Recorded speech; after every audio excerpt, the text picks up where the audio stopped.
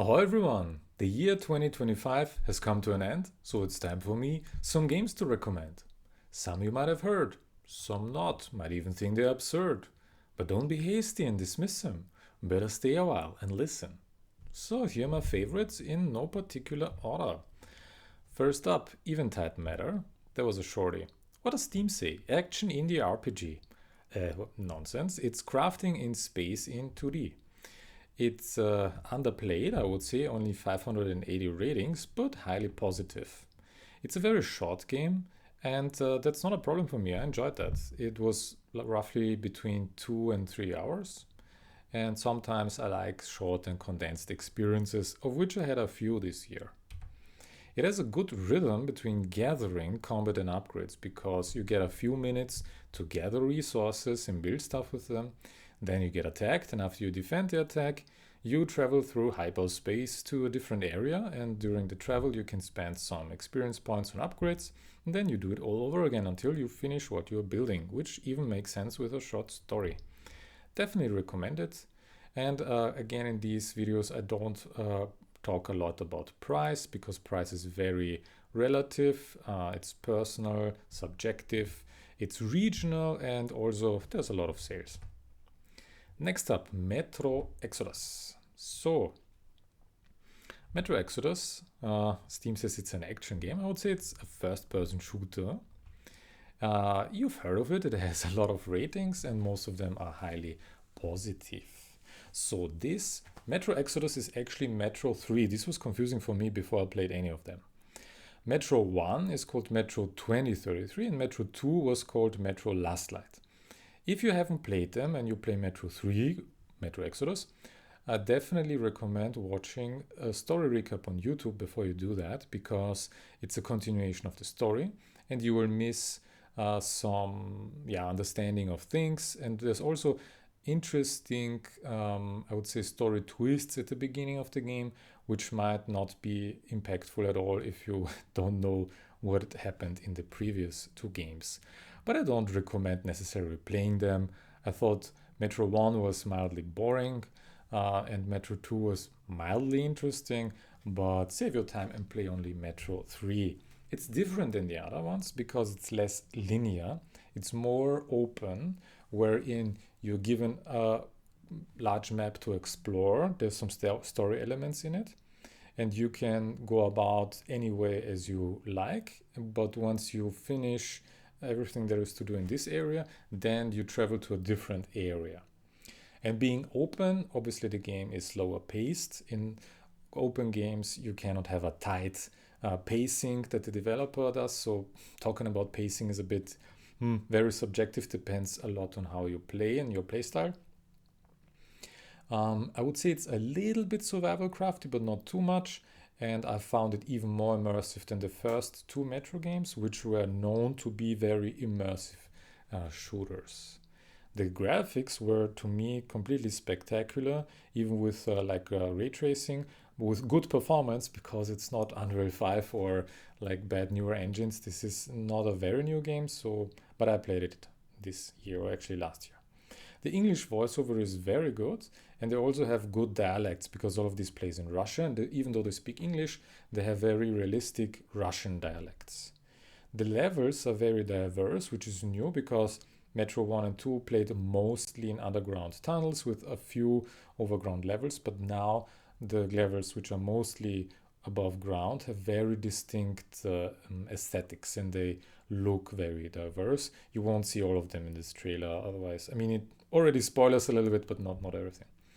The characters feel very mature and real in the way that they react, at least the sane ones. And I like them. So they were well written, and it's not like too campy or eye rolling or stuff like that. I very much enjoyed a very natural interaction that you have with the NPCs in this game. So storytelling in first-person shooters used to be done mostly with cutscenes that completely take away control. And then with Half-Life 1, I think was the first one, you had like in-engine cutscenes where it's not really a cutscene, you can walk around and move, while the characters are talking to you. But quite often you would be at least locked in a room with them or something like that. This game does this as well, obviously, because you have to do that for pacing. You have to have some cutscenes, but you have a very, I mean, you don't have cutscenes where it completely takes away control from you. I think at least maybe a few there are. Again, back to the natural interaction. This is when you walk close to characters and they have some extra thing to tell you, and they just start talking to you when you're close. And when you walk away, they stop talking. And when you walk back to them, then they continue telling their story. It sounds like a very small detail, but it makes it feel way more natural and real to interact with them. And you never feel forced to, I don't like it when games, they have like this situation where they start talking. And if you're bored and you move away, then you might miss it, and then you feel forced to stand there and listen. But in this game, you don't have to do that. You can just walk away. And when you come back, then they continue telling you the story. And it feels more human, more natural. The storytelling was overall quite good. The gameplay and also the story makes you question violence a little bit, which is a bit absurd for a first-person shooter. Or maybe not. Maybe because it's a first-person shooter, it's a good genre to talk about violence. But it doesn't beat you over the head like Spec Ops The Line did. Leave a comment if you still remember this game, if you're old enough. And I would definitely recommend it in 2026. The game is on sale quite often. Just grab it. It's a very, very good first-person shooter. Next up, Clockwork Cleanup. So probably not have heard of this one. Steam says it's casual, indie, strategy, free-to-play. Steam, sorry, not all of those are genres. I would say it's a roguelike auto-battler with tile placement and routing. It's criminally underplayed with only 250 ratings. It's short but free. I think I finished it in maybe 1 hour and then didn't feel like replaying because it doesn't have a lot of content. But hey, it's free. And I very much enjoyed this novel combination of mechanics. Like I like tile placement and routing, especially because when it's this small tight way of tile placement and routing. I have played hundreds of hours of Factorio and I'm kind of getting like I don't want to make these huge mega factories anymore, and having tile placement and routing in a small area is quite nice. And yeah, totally play it. It's free and you'll have fun for an hour at least. Galactic Glitch. I really enjoyed this one. It was one of the games that I had the most fun with in 2025. Steam says it's an action-adventure simulation. Nah, it's a bullet hell roguelite with physics. The ratings are, I don't understand why they're only 88%, but it's underplayed with only less than 1,000 ratings. So maybe it'll increase. I would definitely give it a 9 out of 10. It has very interesting graphics that rely a lot on shaders, so it makes it feel very organic. The sound effects are very juicy. The music is good. It's not grating. It's not repetitive because you have different soundtracks in the different biomes. I very much enjoyed the challenge, and it has interesting difficulty pacing where you beat a boss, then you unlock a higher difficulty, which also unlocks another biome, so the runs get a bit longer, and it unlocks new enemies, and you unlock a lot of like weapons, and there's a lot of relics to buy or to gather, and a few permanent upgrades, like permanent strength upgrades, but not too much. And I think there's even a different kind of mode that changes something about the permanent upgrades, but I only played the default mode. The game is quite fast, and I tried to play it on a Steam Deck. I thought it would be an excellent Steam Deck game, but then I preferred having more than 60 frames per second on my desktop. But I think it supposedly works well on the Steam Deck.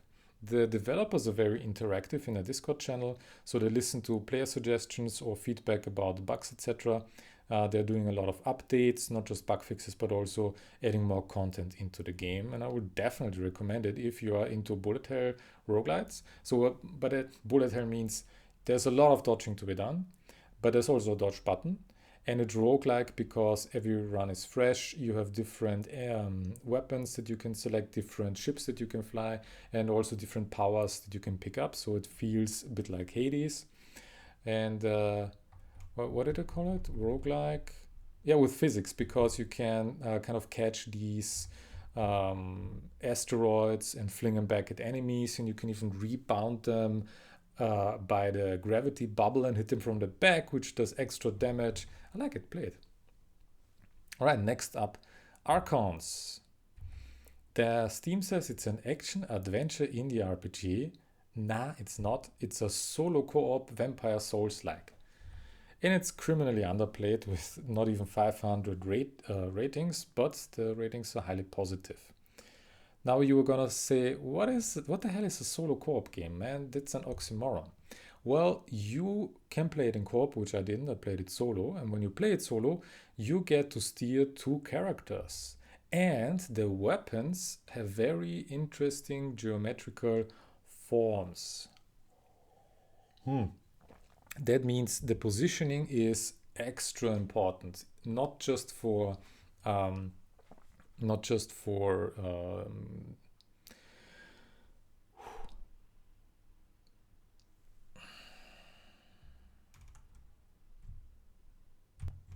sorry, there I needed a short break. So the positioning is not only important for dodging and avoiding damage, but also interesting and relevant for dealing damage. And that makes it ever more fresh to steer two characters at the same time. I would say the gameplay is likely polarizing. Love it or hate it. That's what I mean with that. And when you hear that you play a Vampire Souls like where you steer two characters at once, you will probably immediately know whether this is the right game for you or not. One downside of the game is that the hard mode was a bit like New Game Plus, but you start fresh and there's no permanent power upgrades that you collected during your previous beating of the game on normal. That might put off some people. I certainly didn't feel like playing it all over again on hard mode. Also because after a few hours, steering two characters at once doesn't tingle my brain as much anymore as it did in the beginning. And there are enough other games to play. Maybe they changed this by now in the patches. I have not checked, but I will definitely recommend it even if you don't play it again on hard mode, because it's just so interesting to frantically be aware of the positioning of two characters at the same time all of the time. That was fresh gameplay for me, which I enjoyed a lot. Next up, Teardown. Steam says it's an action indie simulation strategy, which is nonsense. It is the most chill speedrunner that I've ever played. But, and I have to warn some people, it has some mandatory stealth levels, which actually kind of killed my enjoyment of it. So after I made a video on the game, by the way, it has a lot of ratings, so a lot of people know it. I made a video actually about it. And if you want to understand what I mean with it being the most chill speedrun game, check out the video. But after I made the video, I stopped playing because I got to a level which was a forced stealth level, and I really do not enjoy stealth gameplay, especially from a first-person camera. And also playing speedruns kind of got a little bit boring, and there were other games to play. But I would still definitely recommend playing it, because there is no other speedrun game like it that I have played before. And if you're not into speedrun games because they cause a lot of stress to you, you can try Teardown. It's very different. Check out the video. The Room. Very much enjoyed these three of them. Steam says it's adventure indie. I would say it's Escape the Room. Yeah? Like it's a 3D puzzle game. Feels like playing Escape the Room, even though the first The Room I think came out when real life Escape the Rooms games weren't as much of a thing. The games have very high ratings, but I would say actually a bit of a low amount of ratings, because puzzle games are maybe a bit of a niche and maybe not for everyone. I would say these games are very enjoyable. They make you feel smart, which is so difficult for a puzzle game to do, because either puzzles are too easy and then you don't feel smart, or puzzles are so stupidly convoluted, like a lot of point and click adventure games are, where after you stumble over the solution, you're thinking, how the heck was I supposed to figure it out? That doesn't make any sense.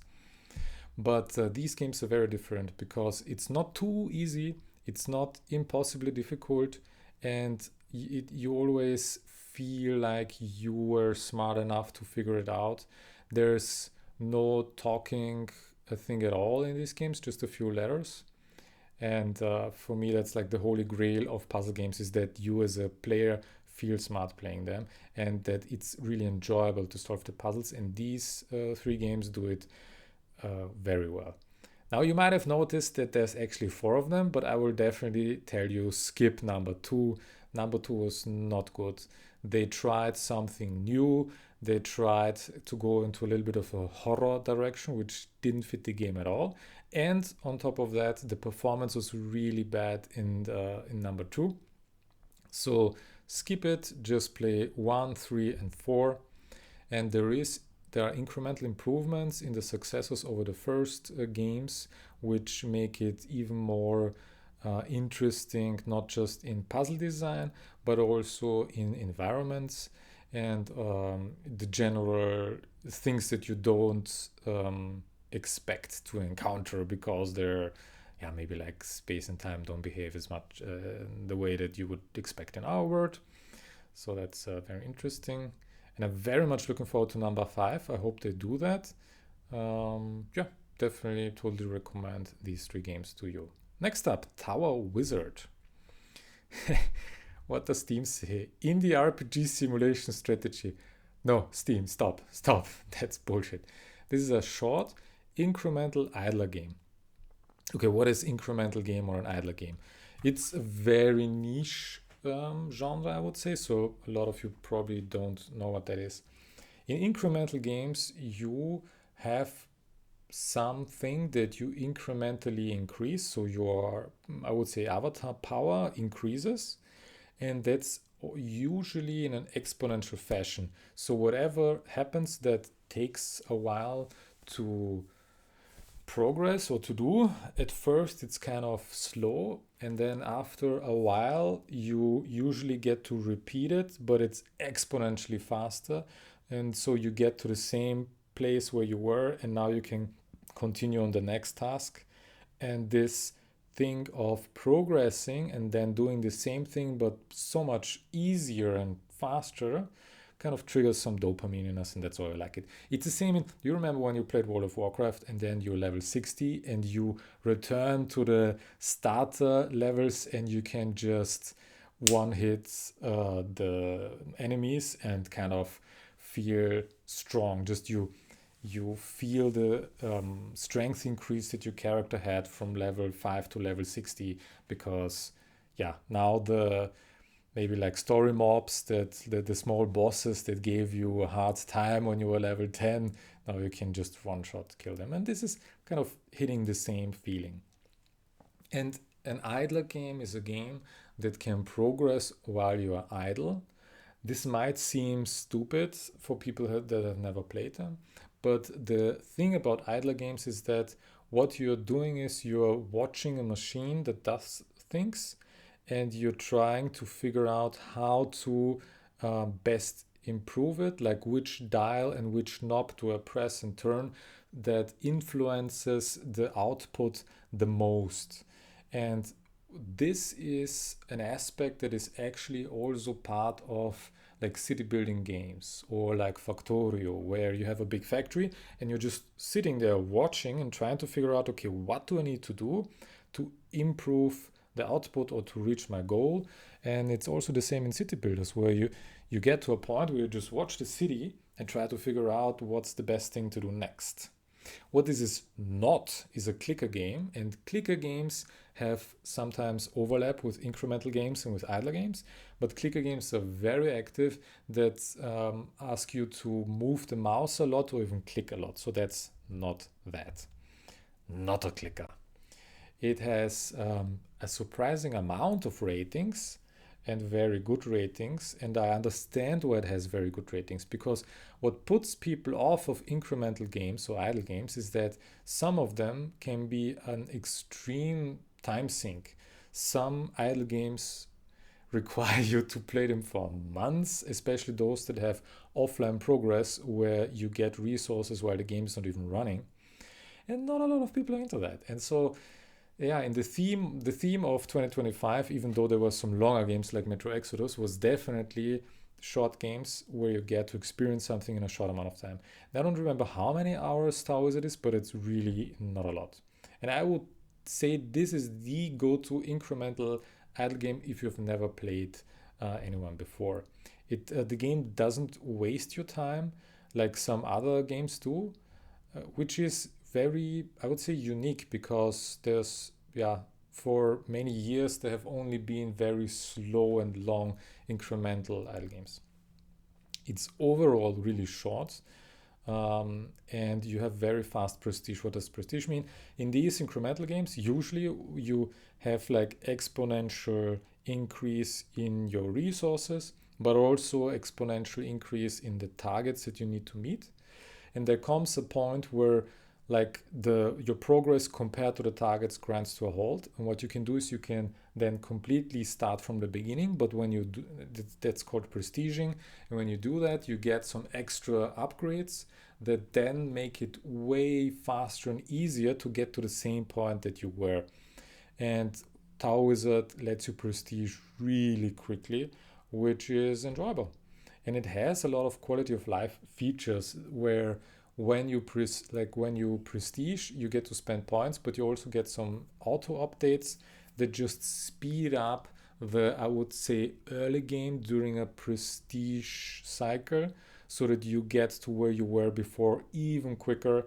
And it's easy to see what impacts your output. And yeah, it's also easy to navigate, which, yeah, these quality of life features are not always there for this genre. It has nice graphics compared to other incremental idle games in the sense that they show it's not as abstract, right? So a lot of incremental and idle games are very abstract, and this is a bit less abstract.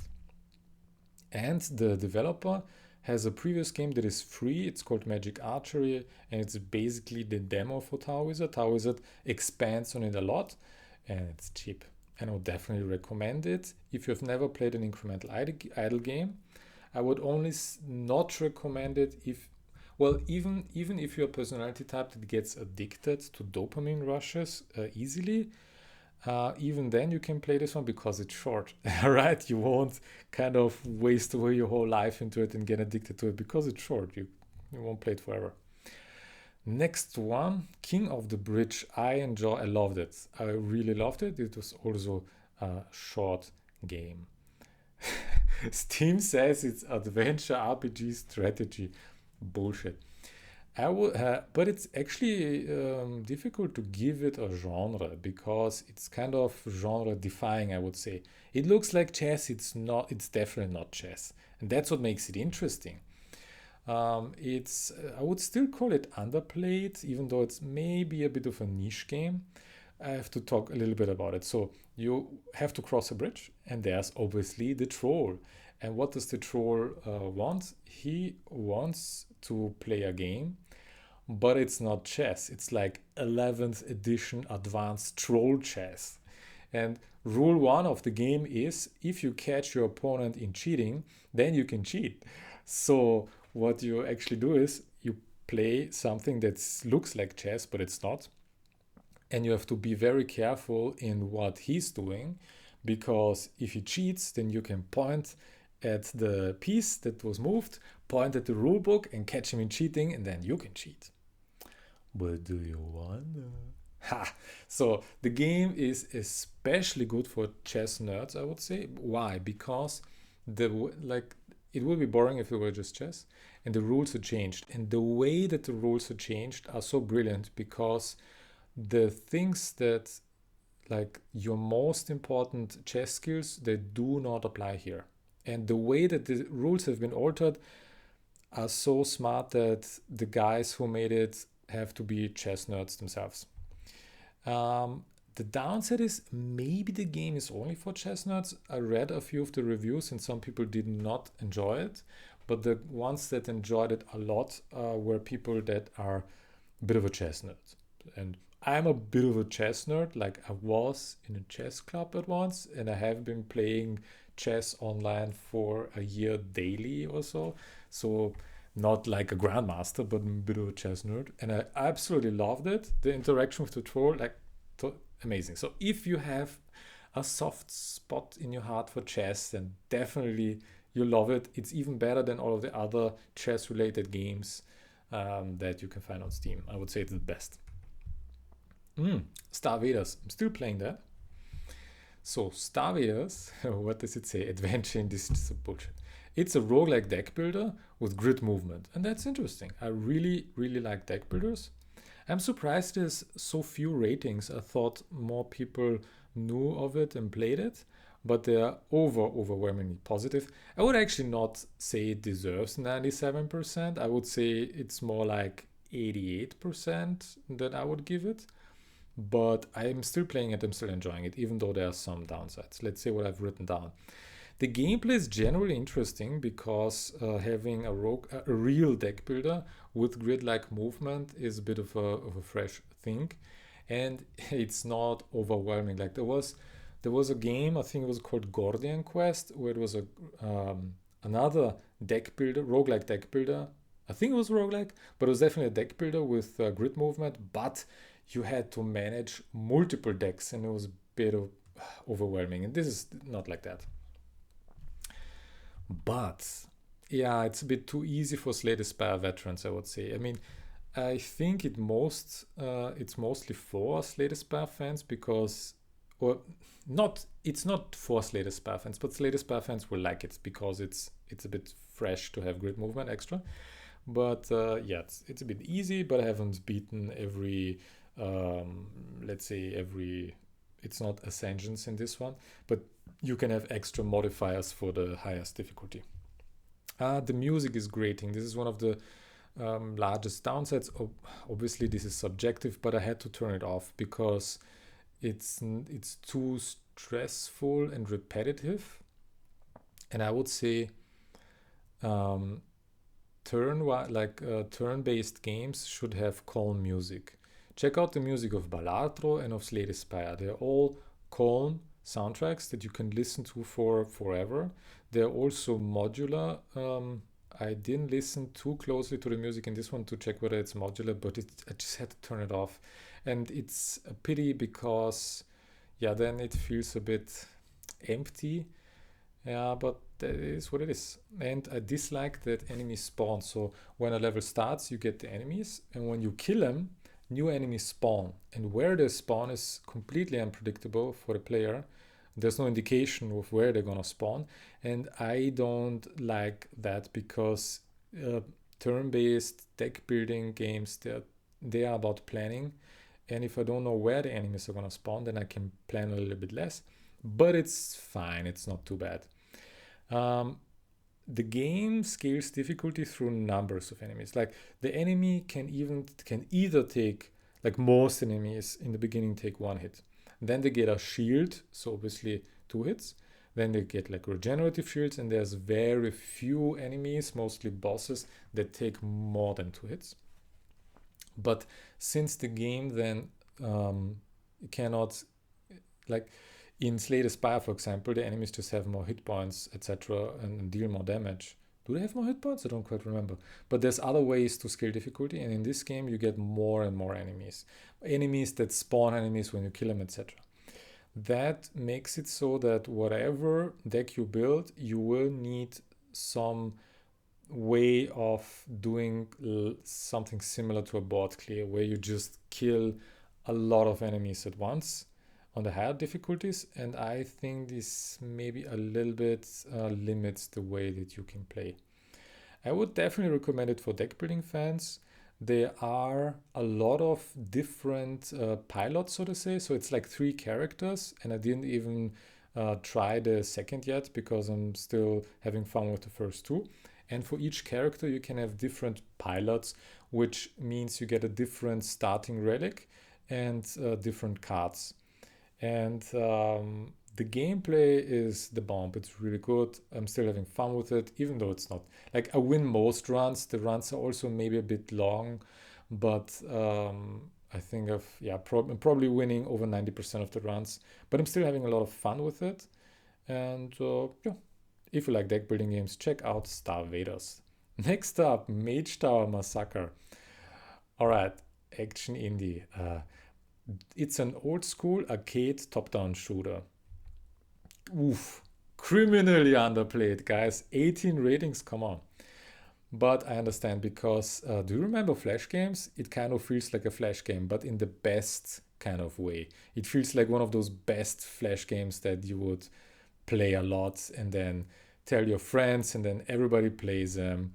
And it's very clearly a developer who really likes this game and who really enjoyed playing Flash games back in the time.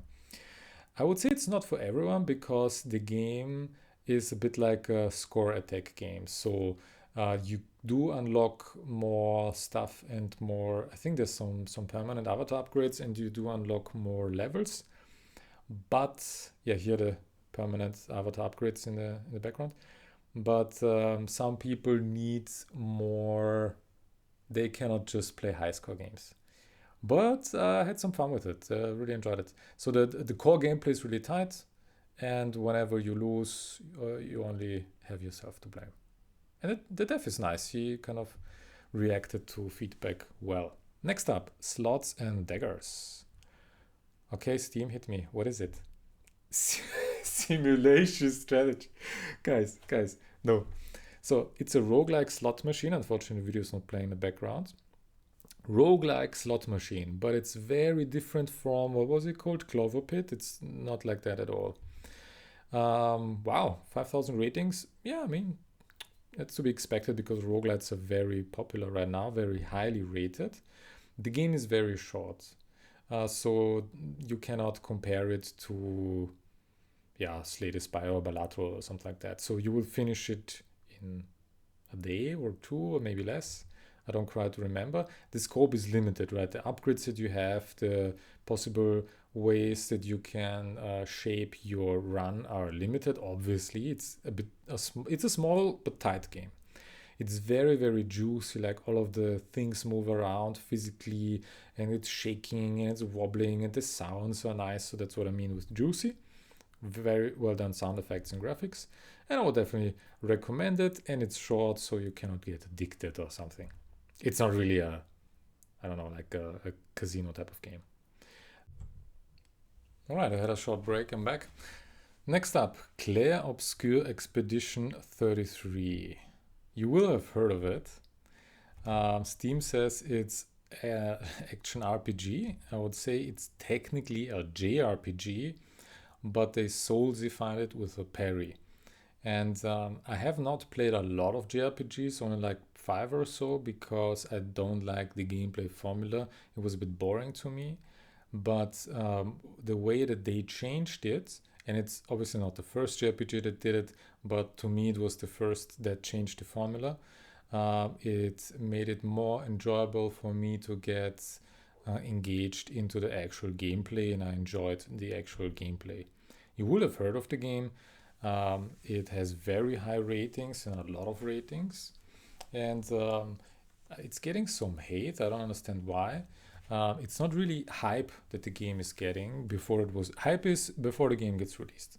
It's after it was released that people really loved and enjoyed the game. And if you have played it, then you will understand. And if you have not played it, you have to give it a try before you have an opinion on it. Like, how can you even hate on a game that you haven't played? Like, I don't know.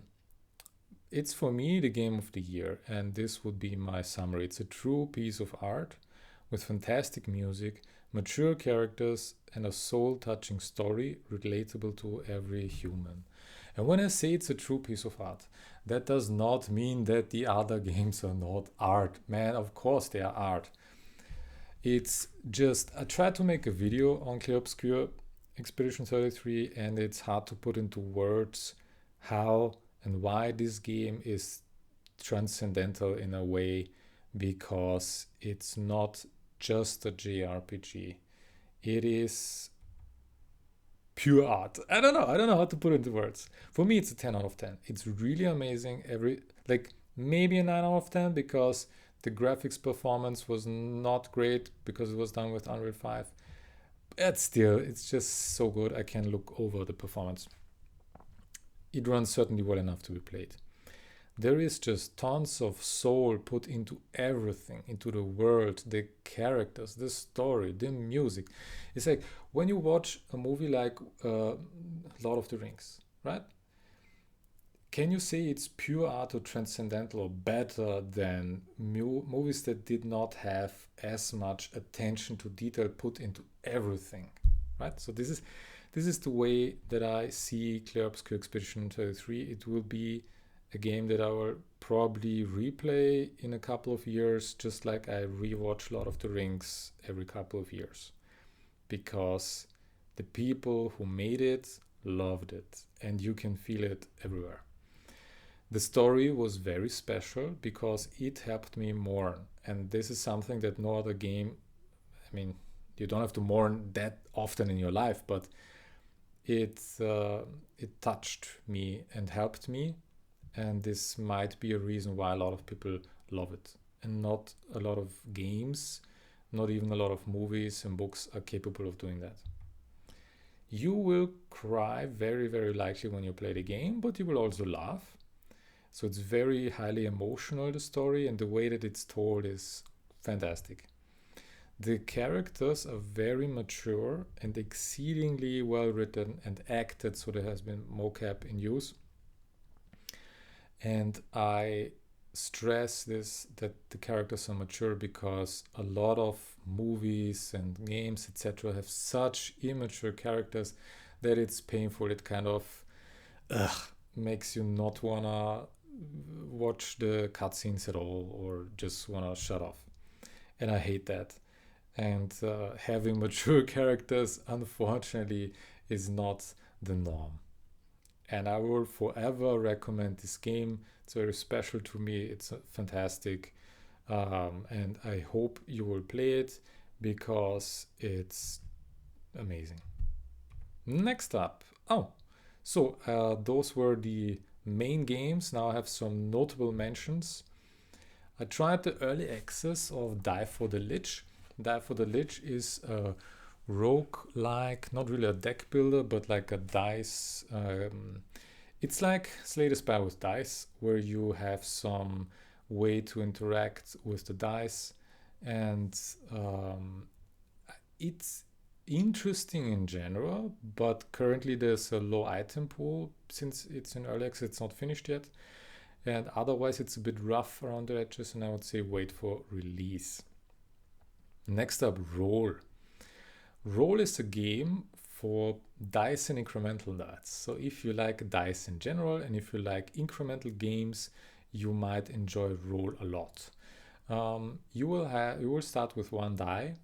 After a while, you'll be happy that you bought some upgrades, etc., and maybe bought some new dice, and then you will have like more dice.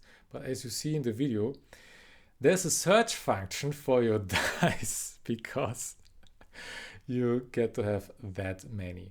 And if you like tinkering with systems and figuring out, it also has a lot of quality of life features where you can see which it has like a combat log. It's not really combat, but it's a log where you see what influenced your score and which dice had the most influence for your score over the past roll. You always roll all of the dice at once. And so if you're into complex systems, you will like that. And if you like dice, and also it has like the best interface for changing the die faces. There have been a few roguelike die games where it was such a pain in the ass just to modify your dice. This game has good user experience. So yeah, but it's not for everyone because there's not really a goal. It's a score attack game. And if you check out the high score, it's kind of depressing, but if you enjoy these mechanics, then go for it. Oof, yeah, The Longing, deep, deep beneath the earth. There's the king. Your task is to wait for 400 days. And that is 400 real-time days. So, okay, either you're gonna love it or it's not for you. Obviously, this is extremely niche. This is a low dopamine game. It is slow. It is slow on purpose. It is a game for the ultra patient. And I will not spoil more. It's either you're already interested or you won't get it, right? Next up, Arms of God. It's not out yet. There's only the demo that's out for now, and I'm waiting for release. It's one of those Vampire Souls-like games, but it has interesting mechanics where you get to kind of combine weapons. And one thing you need to know about the demo is that most of the game mechanics, they unlock after beating the first boss.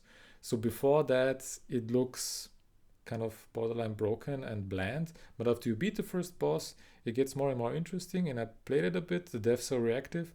I hope it's going to be a good release because it looks actually quite fun. Next up, Nodebuster. It's a short game. It's an incremental game. The first portion might be a bit of a clicker where you have to move your mouse a bit, and it does not, even though it uses the verb prestiging, it does not have actual prestiging in it. But it was short and it was decently fun, and I actually didn't expect a lot from it, and it was interesting how much gameplay you can get out of the things that it has. Next up, Space Rock Breaker. It's a short incremental game. It's basically Note Breaker plus Pachinko, where you have like a Pachinko board for the scores. And it's very short. You will not lose many hours of it. I don't have very high expectations of these cheap, short, small games. And for what they are, they're good enough. Speaking of which, 20 Small Mazes. It's a short maze puzzle game. It's free. If you like mazes, you will enjoy it. But enough said. Magic Archery is basically the demo to Tower Wizard. And it's free. And it's also very short. And it's alright. If you like, try it out. So, thank you for watching. These were my favorite games of 2025. So, enjoy playing and have fun. Bye.